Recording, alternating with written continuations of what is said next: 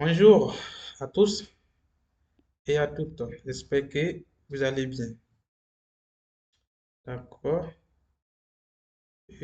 Aujourd'hui, nous allons corriger un exercice sur les moteurs asynchrones triphasés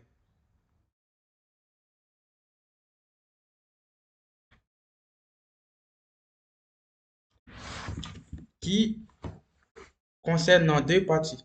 La première partie et la deuxième partie. Pour la première partie, les questions concernées sont et calculer le nombre de paires d'épaules du moteur. Ensuite, en déduire son glissement en charge. Calculer le moment du couple utile nominal et déterminer le rendement au régime nominal. Pour la question 1, nous avons calculé le nombre de paires d'épaules. Nous savons, ils ont donné la fréquence de rotation qui est de 720 tours par minute.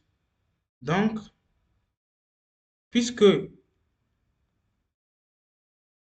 puisque il y a une relation entre le nombre de paires d'épaules et la fréquence de rotation synchrone, NS. Il y a une relation entre NS et le nombre de paires d'épaules.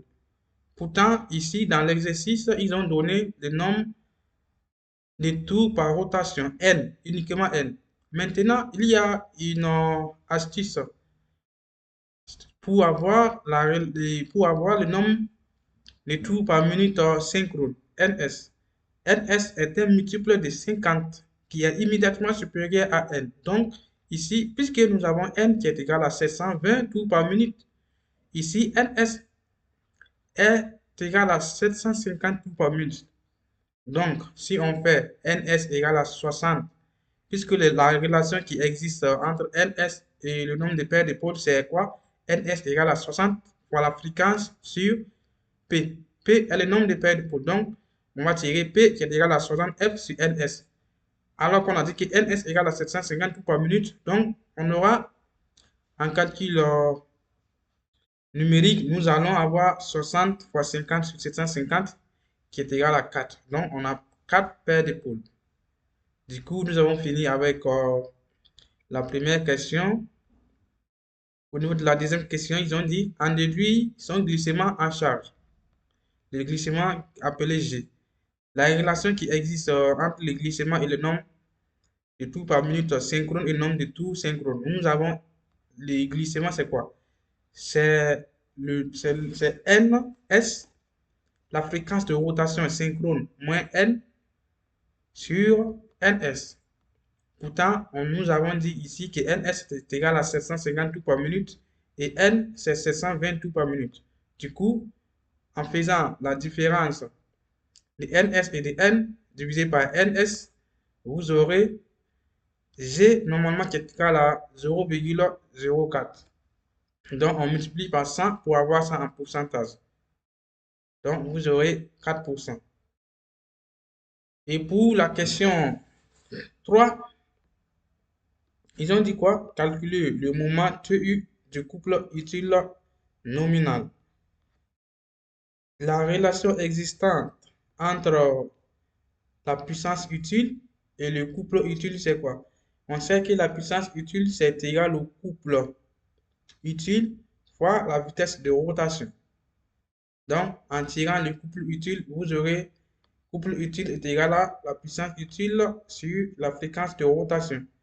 Or, la fréquence de rotation, c'est encore égal à 2pi fois non, la fréquence de rotation en radians par seconde. Oui, ça, c'est la fréquence de rotation en radians par seconde. Or, la relation qui existe entre ça et la fréquence de rotation en tours par minute, c'est quoi?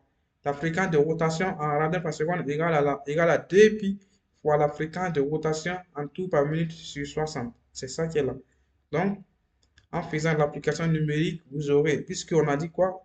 La puissance utile est égale à quoi? C'est égal à puissance utile, ici c'est 17 kW.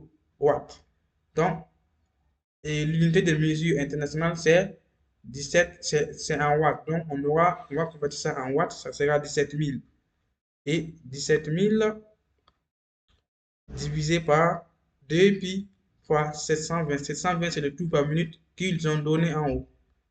Tours par minute. Fréquence de rotation N. 720 tours par minute. Donc, en faisant l'application numérique, vous aurez couple utile est égal à 225,47 Newton-mètre. En 4, calculez le rendement. Le rendement, c'est quoi? Le rendement ici, c'est égal à la puissance utile, c'est-à-dire la puissance que le moteur va réellement nous délivrer et la puissance absorbée, c'est-à-dire c'est le rapport entre la puissance utile et la puissance absorbée. Pourtant, dans l'exercice, nous savons que c'est un moteur. Le réseau ici, c'est quoi? Le réseau, c'est de 230 à 400 volts.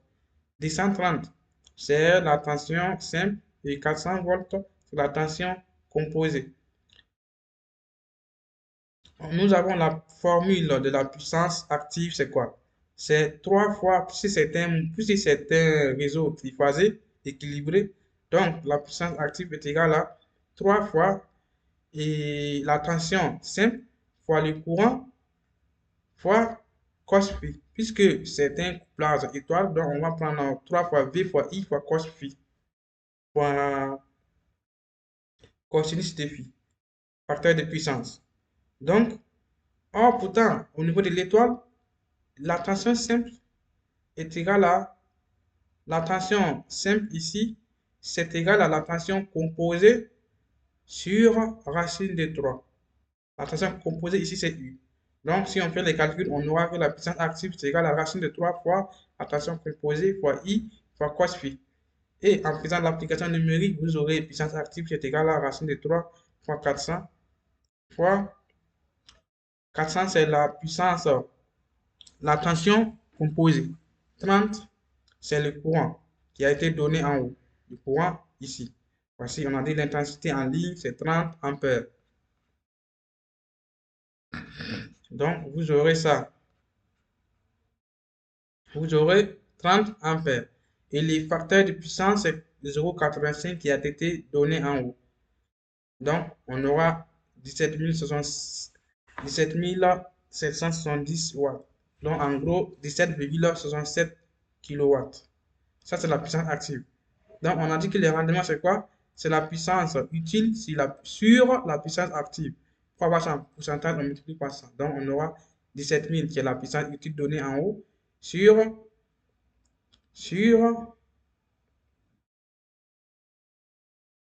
en haut, en bas sur